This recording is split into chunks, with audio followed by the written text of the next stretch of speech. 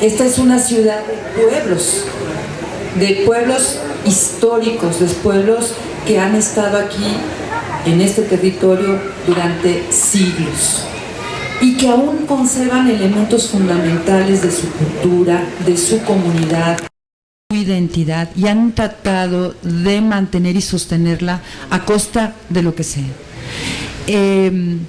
Sabemos que aquí en Tlalpan tenemos muchos pueblos. Voy a decirles, y para que no se me olvide ninguno, tenemos a San Miguel Topilejo, San Pedro Mártir, San Andrés Totoltepec, San Miguel Jicalco, San Miguel Ajusco, Santo Tomás Ajusco, Magdalena Petlacalco, San Lorenzo Huipulco, Chimalcoyotl, San Agustín de las Cuevas y sus barrios, el barrio del Niño Jesús, San Marcos, el Calvario, San Pedro Apóstol y La Fama. Es decir, tenemos una delegación con una gran riqueza, que es la que proporcionan los pueblos y los barrios de esta delegación y de todas las delegaciones de la Ciudad de México. En todas las delegaciones de la Ciudad de México hay pueblos y barrios históricos, con una gran raíz histórica, y a esto se suma la construcción de colonias. Las colonias empiezan a construirse en la Ciudad de México en el siglo XIX, y ya en el siglo XX empiezan las unidades habitacionales, los fraccionamientos y mucho más colonias. Y empieza todo un proceso de urbanización tremenda, brutal, sin tomar en cuenta a los pueblos y a los barrios asentados en la Ciudad de México, decía, desde muchos siglos atrás. Y esta política de urbanización, de hecho toda la Ciudad de México se ha hecho a costa de los pueblos y barrios originarios, a costa de sus tierras, a costa de su agua, de sus zonas lacustres, de sus bosques, etcétera. La zona de Tlalpan se ha, de alguna manera, no obtuvo ese proceso de urbanización como en la parte del norte de la Ciudad de México, esa urbanización tan brutal, porque se decidió crear en 1970 un área de conservación ecológica. Entonces, toda la parte de Coyoacán hacia el norte se dejó para el proceso de industrialización y urbanización de la ciudad, donde fueron llegando migrantes para trabajar en la zona industrial, y esta área se reservó como un área fundamental para recarga de los mantos acuíferos de la Ciudad de México, para surtir de agua a la Ciudad de México y proporcionar aire puro a la Ciudad de México. Esto de alguna manera ayudó a que en el sur de la Ciudad de México, en Tlalpan, en Magdalena Contreras, en Coajimalpa, se detuviera un poco el proceso de urbanización. Pero lo que estamos viviendo hoy, a partir de estas políticas neoliberales, vemos un proceso brutal, de nueva cuenta, de avance de la urbanización, y ahora sí sobre esta área que se denomina área de conservación ecológica. Y lo estamos viviendo, lo vemos a diario aquí, lo hemos visto en Tlalpan, cómo ha ido creciendo todo el proceso de urbanización y de destrucción de las áreas rurales y las áreas de bosque y agua. Y toda esa política también de creación de los llamados megaproyectos, ¿no? Que se están desarrollando en toda la Ciudad de México y que están generando un gran descontento y grandes movilizaciones sociales, populares, en contra de esos megaproyectos, que se están realizando sin tomar en cuenta a la gente, ¿no? Sin consultarnos, sin considerarnos, así como lo han hecho en toda la política de urbanización de esta ciudad, decíamos, cómo se ha ido construyendo, que se ha hecho sin el menor respeto a la gente, sin el mejor respeto, como decíamos, a los pueblos y barrios originarios, que eran sobre sus tierras, sobre las que se construyó toda la área urbana de esta ciudad. Entonces vemos este gran problema que tenemos y que atravesamos hasta hoy. La ley de desarrollo urbano que se aprobó en los últimos años de Ebrard canceló incluso a las delegaciones la posibilidad de poder incidir en las normas de urbanización de la delegación. Pero lo más grave es que no nos consultan, no nos consideran, y ustedes saben, muchos de ustedes imagino que están sufriendo alguno de los proyectos de urbanización de la Ciudad de México, algunos de estos megaproyectos, y aquí en Tlalpan ya tenemos algunos que ya están aprobados y ante los cuales tendríamos que luchar. En otras delegaciones también se están llevando a cabo movilizaciones contra ese proceso de destrucción de nuestros espacios, porque implica, fíjense, destrucción de las formas de vida de la gente que vive alrededor de los espacios donde se van a construir esos megaproyectos. Implica también la expulsión de gente de esos espacios y obviamente están diseñados para traer a un nuevo tipo de población, generalmente con mayores recursos. Entonces lo que vemos es lo que le llaman la gentrificación, le llaman así a este proceso de transformación de áreas y espacios importantes de la ciudad, ¿no?, donde desplazan a la población originaria y la convierten en espacios para sectores con altos recursos, ¿no? Entonces se convierten en espacios de elitización de espacios que realmente eran populares, etcétera. Entonces, el problema que tenemos en la Ciudad de México hoy, y que viene desde la colonización, pero incluso desde que se funda el Estado-Nación mexicano, que ese es nuestro gran problema, es que no se reconoce la diversidad cultural de nuestro país ni de la Ciudad de México, de la riqueza de la diversidad y sobre todo fundamentada en los pueblos originarios. Y eso ha sido causa de constantes conflictos. Recientemente, como habías planteado, se estableció por exigencias de los propios pueblos originarios la necesidad de contar una ley para protegerlos ante esta avalancha urbanizadora y destructora, privatizadora de los recursos naturales de los pueblos y del patrimonio cultural, artístico, arquitectónico y arqueológico de los pueblos, porque muchos de estos proyectos, de estos megaproyectos, están destruyendo espacios históricos de los pueblos, ¿no? Sus sitios sagrados, sus cementerios, sus mercados y su espacio en general. Entonces, empezaron a plantear la necesidad de contar con una ley para frenar todo este proceso y de tener algo, y contar con algo, que les dejen con algo, finalmente, donde puedan realizar su vida comunitaria. Fíjense, esa es una de las grandes riquezas de los pueblos, el que sostengan su vida comunitaria. Y reconocer la diversidad cultural en México y en la Ciudad de México implica eso, implica reconocer distintos modos de vida, distintas maneras de ser en esta vida, distintas maneras de pensar, distintas cosmovisiones, distintas lenguas, etcétera. Eso implica reconocer la diversidad, pero para reconocerla no basta con decir que se reconoce. Hay que transformar las instituciones de nuestro país y de la Ciudad de México y de las delegaciones, como está sucediendo, por ejemplo, en Bolivia. En Bolivia, el movimiento indígena, en alianza con los movimientos populares, lograron que se creara una constituyente, ¿no? Y en esa constituyente, ellos, para crear una nueva constitución, ellos elaboraron, diseñaron y presentaron a la constituyente esa nueva manera de organización del Estado boliviano, que ahora que se llama, ya fue aprobado, se les llama el Estado plurinacional. ¿Y en qué consiste el Estado plurinacional? Porque no significa nada más decirle que ya no se llama Estado-Nación, ahora se llama Estado plurinacional. No, eso significa crear un Estado en términos plurinacionales, es decir, que todas las instituciones del Estado y toda la política del gobierno tiene que estar atravesada por la diversidad cultural, ¿sí? Es decir, tiene que haber representación de los pueblos en todas las instituciones, se tiene que considerar la diversidad cultural y los intereses, las necesidades y los derechos de los pueblos. Entonces, aquí en la Ciudad de México se planteó, decía yo, y la necesidad entonces incluso de consultar a los pueblos, porque en el convenio 169 de la OIT se establece que a los pueblos se les tiene que consultar para cualquier medida que tenga que ver con ellos y para la elaboración de las leyes que tenga que ver con los pueblos. Ahí fue donde me invitaron al diseño de la metodología.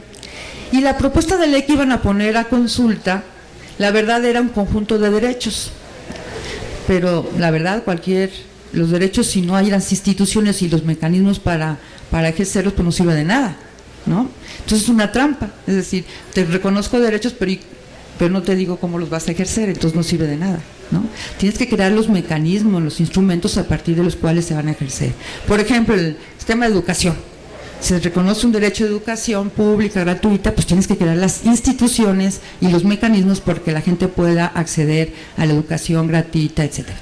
Pues igualmente para los pueblos originarios. Y nosotros planteamos que esa ley no servía de nada, pues había que crear otra ley. Entonces elaboramos una propuesta de ley, que esa fue la que se sometió a consulta, y en esa se establece la autonomía de los pueblos originarios, porque ese es un derecho fundamental de los pueblos, ¿no? El derecho a la autonomía y a la autodeterminación. ¿Y qué significa eso? Contar con autogobiernos, poder decidir, poder participar. Fíjense, ahorita hay toda una discusión en algunos sectores sociales, movimientos sociales, etcétera, que están planteando el derecho a la ciudad. Y el derecho a la ciudad significa eso, es decir, los ciudadanos tenemos derecho a participar de nuestra ciudad, a decidir sobre nuestra sociedad, a decidir el rumbo de nuestra sociedad. Bueno, si esto lo articulamos con la cuestión de la autonomía, ¿qué significa eso? Que los pueblos puedan contar con autogobiernos, que puedan decidir sobre sus asuntos en sus propios ámbitos territoriales y a su vez coordinarse con otras autoridades sobre asuntos que tengan que ver con de su interés, pero participar.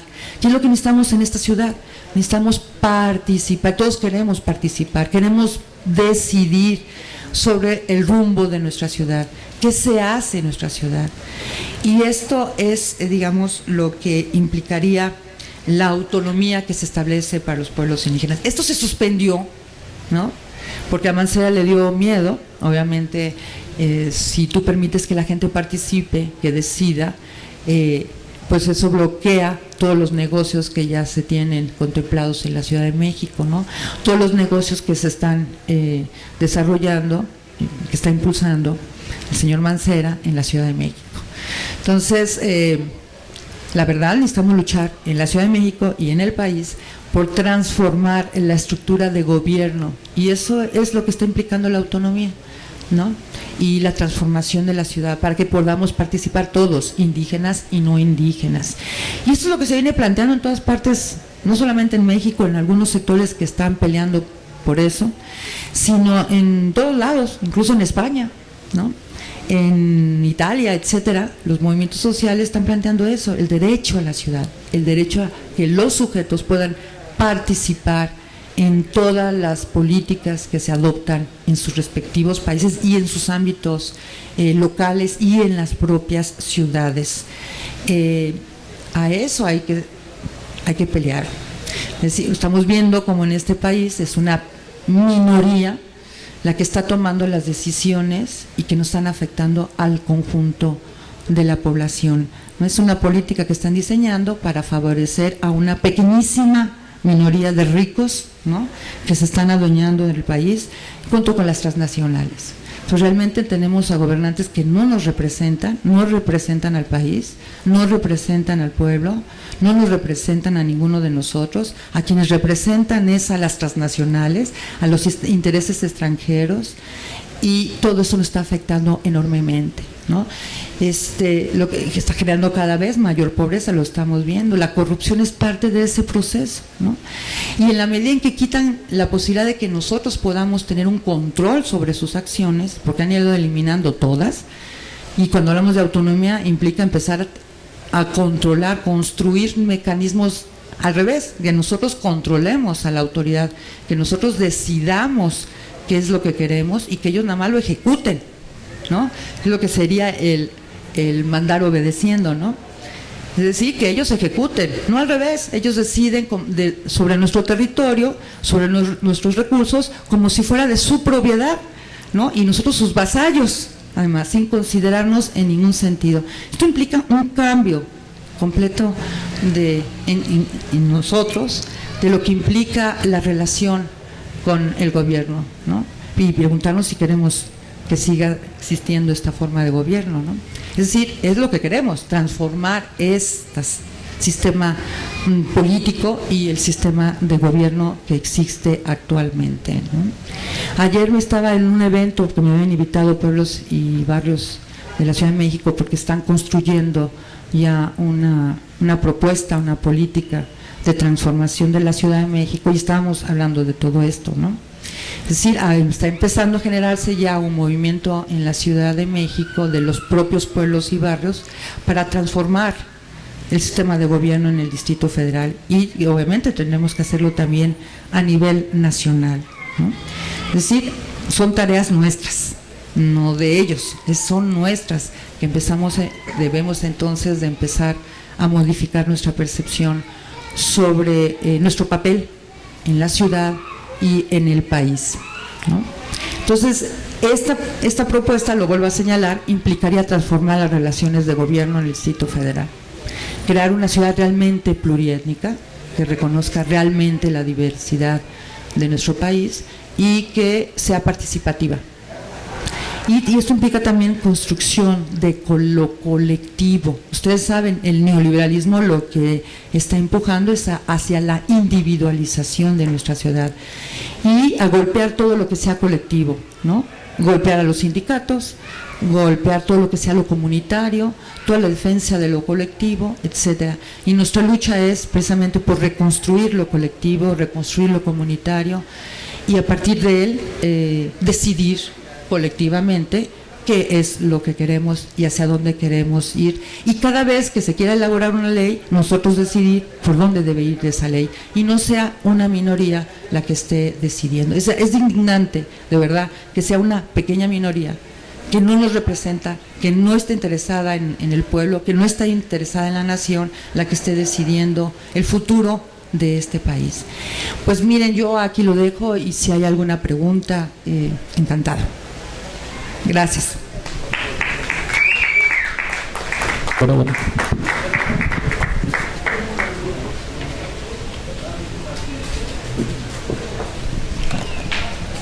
Hay un conflicto, Consuelo, que me ha venido martirizando a lo largo de los años, que es el siguiente.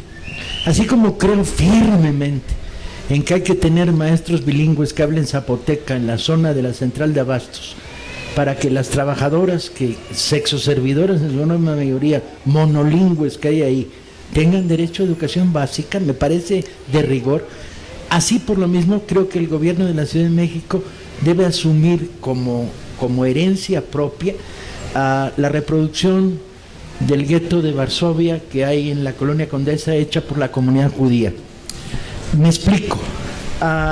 Entender una ciudad como una ciudad de minorías y proteger a las más desvalidas me parece coherente, pero tenemos que aprender a integrar todo. Esta ciudad es una ciudad de aluvión.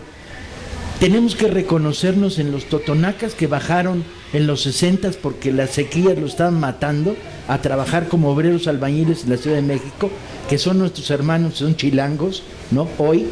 Pero también tenemos que reconocer la emigración de los armenios que vinieron en los años 20 para salvarse del genocidio de los turcos.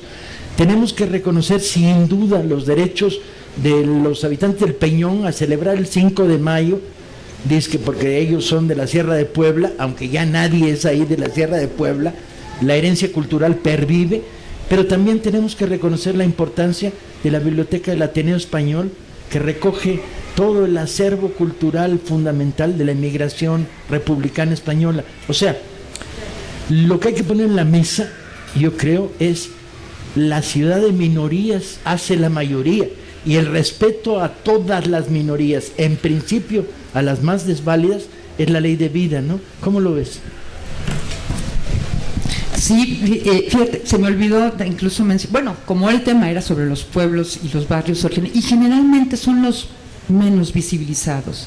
Y por eso es importante destacar eso, porque a veces mucha de la población del Distrito Federal ni siquiera cree que existan pueblos y barrios con una gran trascendencia histórica, y es uno de los grandes reclamos de los pueblos, es decir, la visibilización de estos pueblos y de sus derechos, porque se les ha negado históricamente derechos que les corresponden. Entonces, sí, es cierto lo que tú dices, incluso también ese es otro gran debate que está en la mesa del debate y la discusión sobre los derechos de los pueblos en la Ciudad de México, es la gran migración de población indígena de otras entidades de la República a la Ciudad de México, y muchos de ellos ya construyen comunidad en la Ciudad de México y que quieren que se les reconozcan sus derechos, y están en toda la Ciudad de México, en todas las delegaciones, y ya tenemos hablantes de todas las lenguas de la ciudad del país. De hecho, ya es la ciudad más plurilingüe que pueda haber en toda América Latina, incluso en Estados Unidos, quizás después de Nueva York. Es decir, tenemos una gran... y a esos también están reclamando derechos.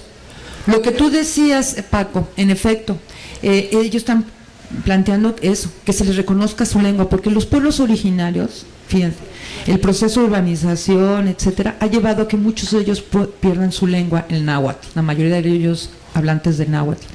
Todavía quedan algunos, muy pocos, pero la población que está migrando está tratando de mantener sus lenguas, y muchos de ellos son monolingües, o sea, hablan solamente su lengua materna. Pero además ellos lo que quieren es que les reconozcan su lengua, sus hijos puedan ir a acceder a una escuela donde puedan seguir y conservar su lengua, al mismo tiempo que son parte de la ciudad. No, en efecto, no se trata de aislar ni guetizar la Ciudad de México, sino de una integración, pero una integración de otra manera, porque lo que tenemos ahorita es una integración muy injusta, ¿no? Donde no se reconoce a nadie, y desde luego la Ciudad de México no es solamente la diversidad, no solamente a partir de los pueblos y barrios originarios y de la población que ha migrado a la Ciudad de México, que es importantísima, sino también todos esos migrantes de Europa, de América Latina, etcétera, que han llegado a esta ciudad y que han enriquecido también la cultura de la ciudad. Es decir, tenemos que reconocer esa gran herencia cultural, de esa diversidad de culturas que han ido llegando a la Ciudad de México, y reconocer los derechos que a cada uno de ellos les corresponde. Entonces la integración sería de otra manera, pero lo que tenemos ahorita es una desigualdad, ¿no? Hay grupos que son más favorecidos que otros y que viven en mejores condiciones que otros. Ahora, igual a nivel territorial, algunas entidades o algunos espacios de la ciudad están mejor, más apoyados que otras áreas de la ciudad donde se les deja marginadas, sin ningún apoyo, etcétera, ¿no? Entonces lo que se trata es construir otra ciudad donde tratemos de eliminar estas desigualdades que hay entre población y entre entidades dentro de la Ciudad de México y en el territorio nacional. Sabemos que a nivel nacional y en el DF, uno sabe que hay zonas privilegiadas que obtienen todos los recursos, tienen sus calles muy bien pavimentadas, no les falta luz, etcétera, y otras zonas donde están totalmente abandonadas. Entonces hay una desigualdad en la repartición de los recursos públicos. Entonces lo que hay que hacer, una distribución un poco más justa, y en ese proceso habrán población y lugares que requieren mayor apoyo económico para estar en igualdad de condiciones que otra población y que otros espacios. Pero sí, se trata de reconocer la diversidad, no solamente de la población de la Ciudad de México, de los que han venido a la Ciudad de México, indígenas y mestizos. La Ciudad de México se ha hecho con mestizos, con población que ha migrado de otras partes de la República, la mayoría originalmente, sobre todo a partir de los años 40, 50, que empezó el proceso de urbanización, de industrialización de la Ciudad de México. ¿Responde? ¿Responde? No. ¿Sí? No quiero armar un debate, pero la preocupación es que todos los procesos de identidad crean contraidentidad. Entonces de repente ves surgir en la izquierda cosas muy raras y muy preocupantes, como por ejemplo antisemitismo, está volviendo. Los judíos, entonces no, que haya 8 banqueros judíos y que haya 8 canallas que dominan o están involucrados en la mafia del concreto que está detrás de Mancera haciendo las grandes obras, no te da derecho a hacer un estigma racial, es una tontería, ¿sí?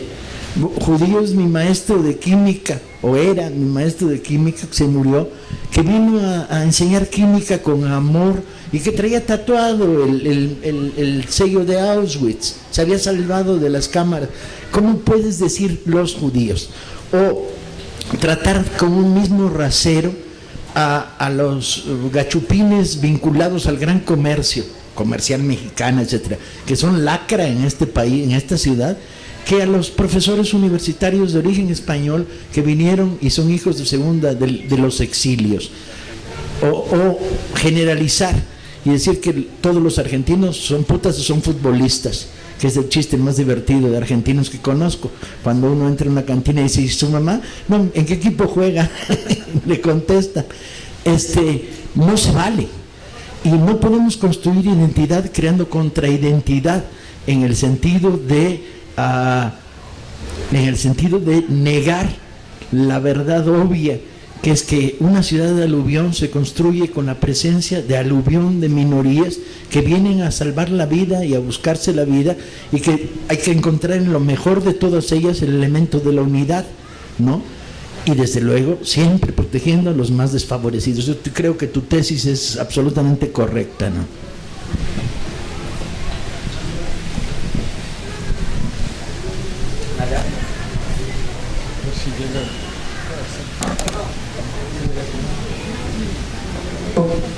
¿Ya?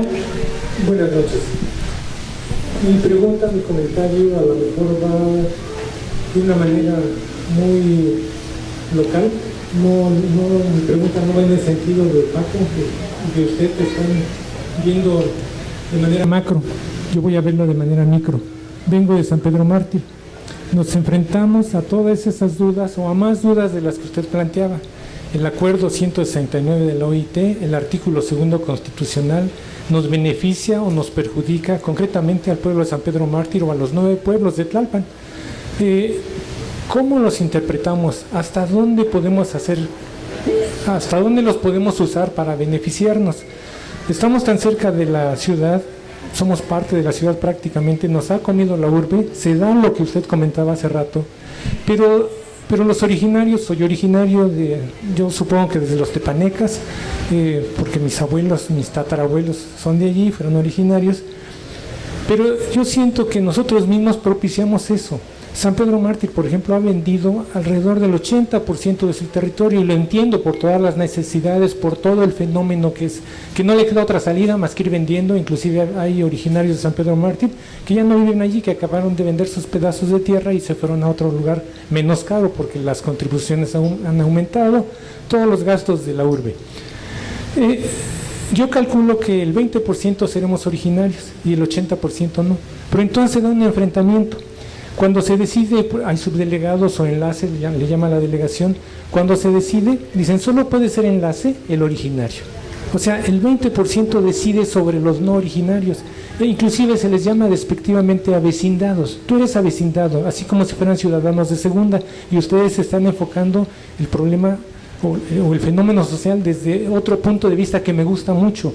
Mi punto de vista es que somos iguales todos los que vivimos en San Pedro Mártir.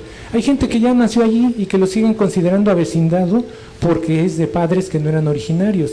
Y hay gente que es avecindada, mal llamada avecindada, que ha hecho más que los mismos originarios.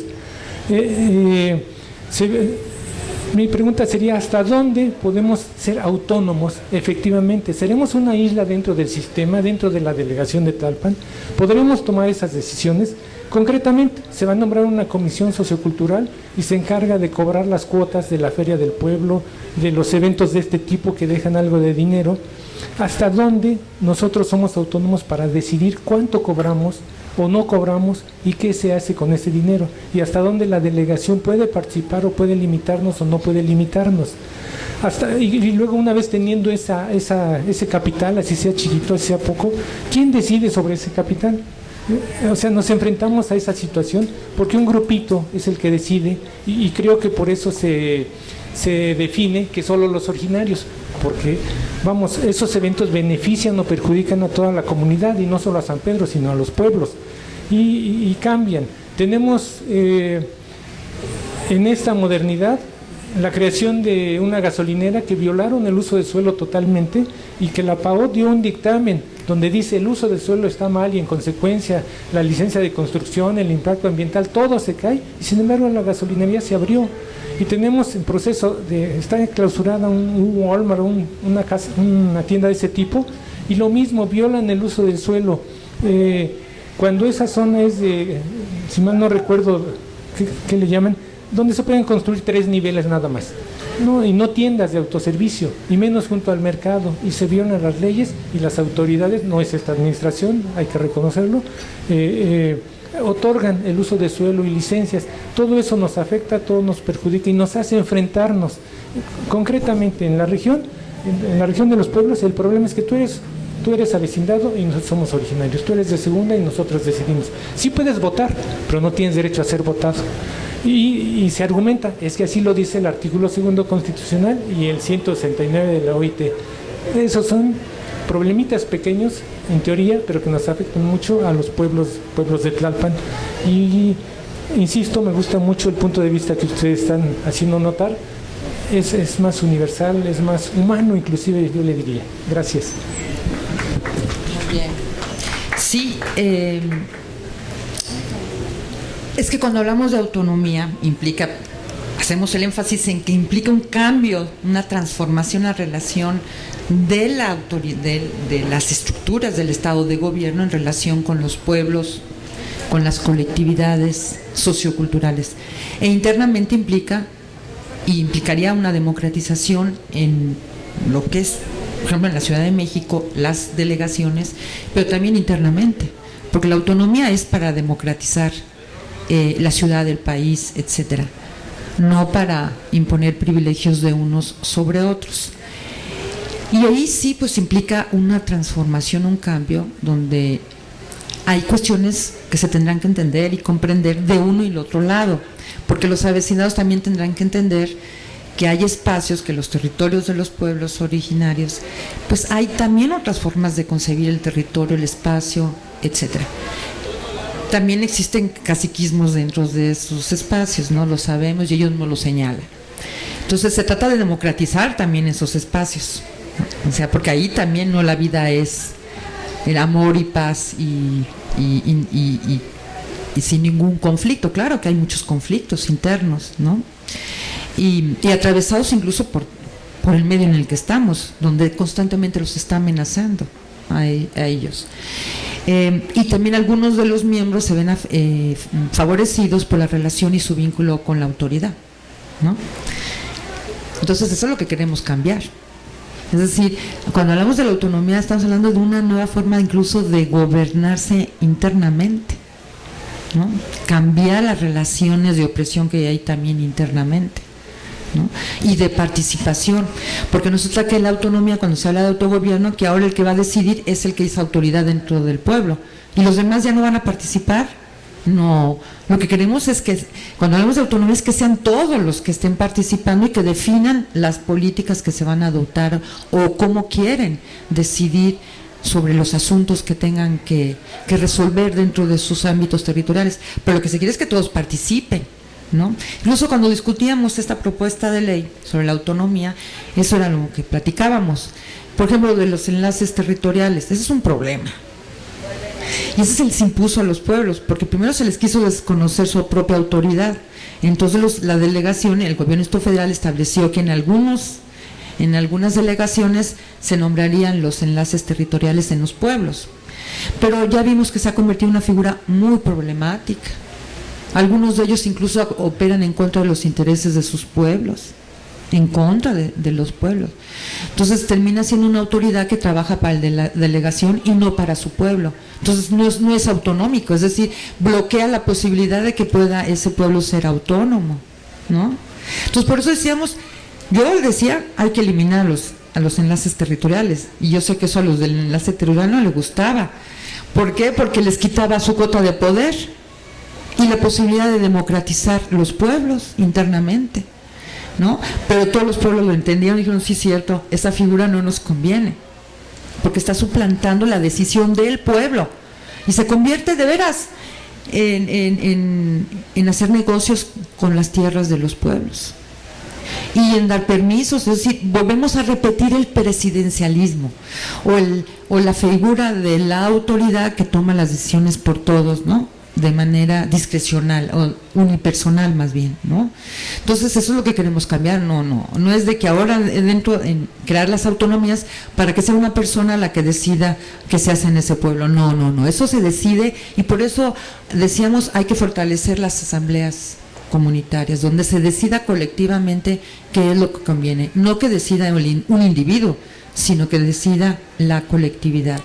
Entonces, sí, en relación con los avecindados es un problema, hay un conflicto, pero ahí implica una negociación, un diálogo, porque los pueblos quieren mantener su identidad, su comunidad, y si llega alguien que no es del pueblo y dice a mí no me interesa su vida comunitaria, ni su cultura, ni sus sistemas de cargos, ni sus fiestas, ni nada de eso me interesa, entonces empieza a haber un conflicto.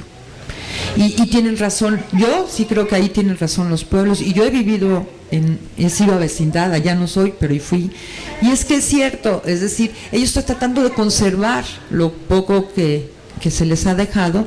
Entonces, si llega alguien de fuera y no quiere asumir y respetar la forma de vida de los pueblos, por eso se da ese conflicto. Pero si el avecindado respeta las formas de vida de los pueblos, etcétera, la relación cambia. Y ahí implicarán negociaciones también. Cuando hablamos de autonomía implica transformar el país, la Ciudad de México y los ámbitos locales, los ámbitos, todos los espacios. Implicaría un proceso de democratización, ¿no? De discusión interna. Bueno, internamente como pueblos las cosas no están muy bien, ¿verdad? Tenemos que democratizar nuestros espacios, pero lo vamos a decidir nosotros, ¿no?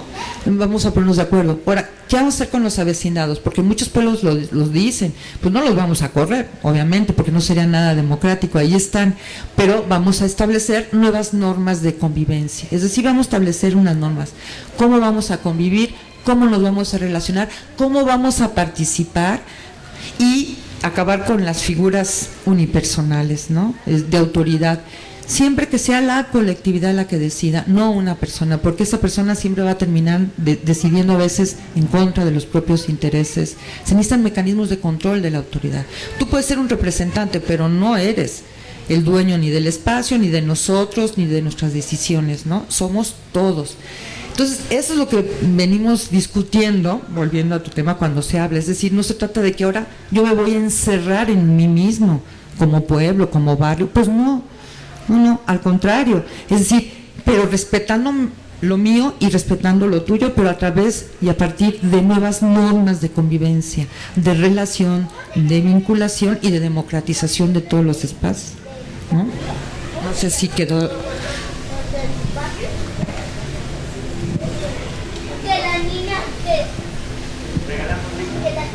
Ya firmaron, hay una tablita por ahí que estaba pasando para que firmaran, para regalarles un libro. Ahorita pasamos a regalarles ese libro de Todos somos migrantes, que es una antología que viene muy al caso hoy porque tiene textos de periodistas e incluye también a religiosos que han estado al paso de la Linde, que ha estado defendiendo a los migrantes centroamericanos y que tiene ese albergue en Ixtepec, en el que pues les da un poco de paz en ese tránsito hacia Estados Unidos.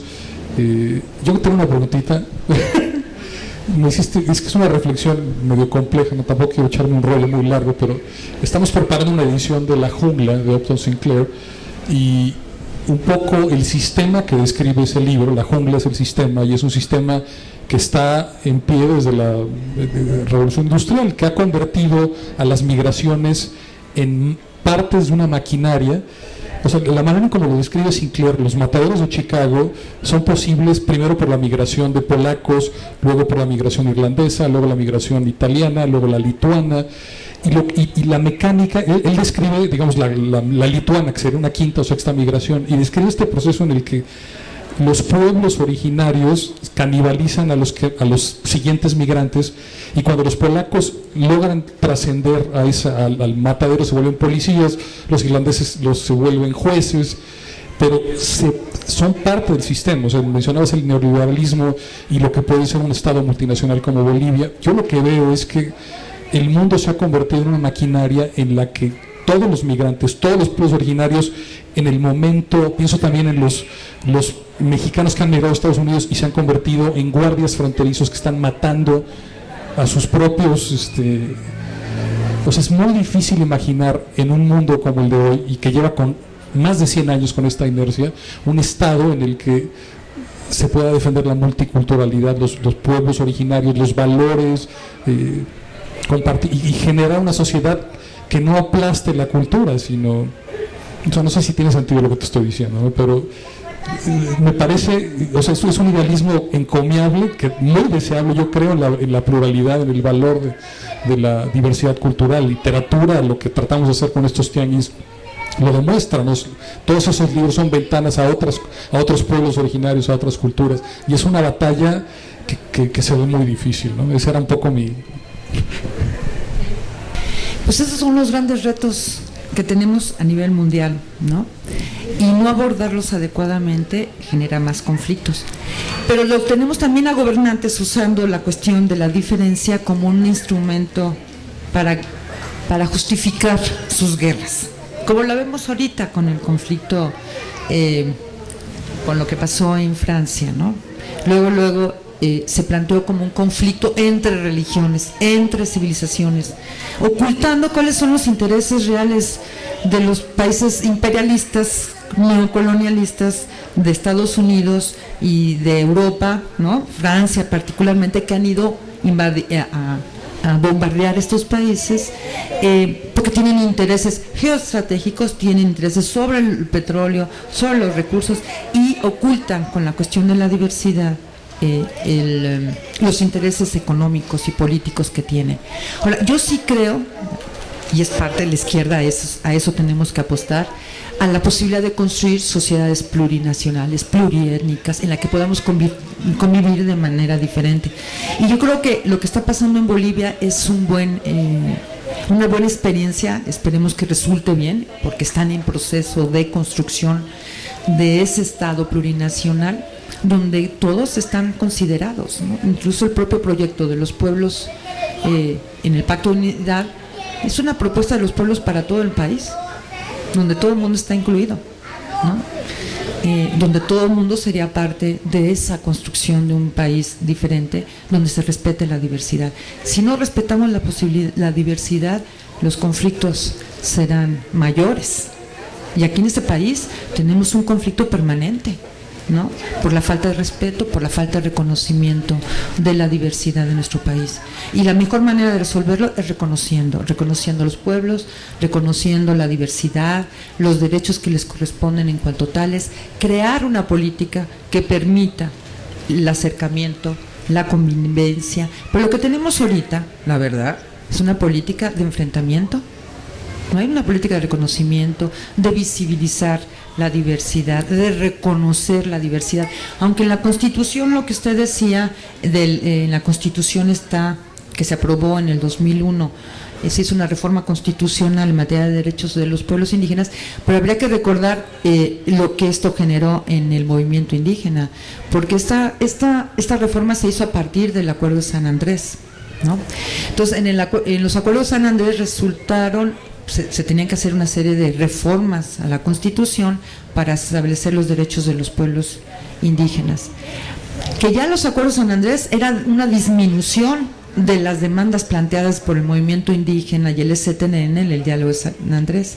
Entonces, cuando Fox mete la iniciativa de la COCOPA para la reforma constitucional, obviamente quienes terminaron haciendo lo que quisieron fueron el PRI, y el PAN, ¿no? Y el PRD lo aprobó, una reforma que nada más establece derechos, pero no cómo se van a ejercer, o le transfiere a las entidades de los estados de la Federación la elaboración de las leyes correspondientes. ¿Y qué es lo que han hecho en eso? Ya lo habíamos hecho esa crítica, decíamos, pues eso deja, ya para empezar tiene que estar quedado debe de establecerse en la Constitución. Por ejemplo, estaba el derecho a la autonomía, bueno, que se establezca el régimen para poder ejercer la autonomía. Tiene que estar en el marco de la nación, no en las entidades federativas. Y además, en las legislaturas locales van a hacer lo que quieran. Y así es. Las leyes que se han ido aprobando en los estados del país en relación con los derechos de los pueblos indígenas no sirven para nada, no han resuelto absolutamente nada. Y con toda la política neoliberal, pues la situación de los pueblos indígenas está peor. Con la ley de energéticos pone a disposición de las transnacionales mineras, etcétera, los recursos y los territorios de los pueblos y de las tierras ejidales y comunales. Es decir, le han quitado desde Salina hasta ahora, les han ido quitando las protecciones que tenían las tierras ejidales y comunales, ¿no? Y allí se ha iniciado un proceso de también internamente que lo ha favorecido en la propia legislación y lo están promoviendo las propias políticas del Estado, de promover la privatización, la individualización de las tierras colectivas de los pueblos. O sea, ellos también están viendo afectados internamente por este proceso de individualización, de privatización, de mercantilización de lo colectivo, ¿no? Y eso les afecta. Entonces, esa reforma constitucional, bueno, parece un gran avance respecto a muchas otras constituciones por el hecho de que se establece que los pueblos, primero reconoce que son pueblos, porque antes no quería reconocer que eran pueblos, decían que eran poblaciones, grupos, no, pueblos, y como tales tienen derecho a la libre determinación y a la autonomía. Eso está muy bien, pero ¿y cómo van, como decíamos al principio, y cómo lo van a ejercer? Eso no dice cómo lo van a ejercer. Entonces queda ahí como una ley, como algo, una declaración de principios, pero ¿cómo se van a ejercer? No está. Entonces ahora la batalla viene por cómo se va a establecer los mecanismos a partir de los cuales se van a ejercer este derecho, ¿no? Y las transformaciones que esto implica. Pero sí es posible, otro mundo es posible, yo sí creo.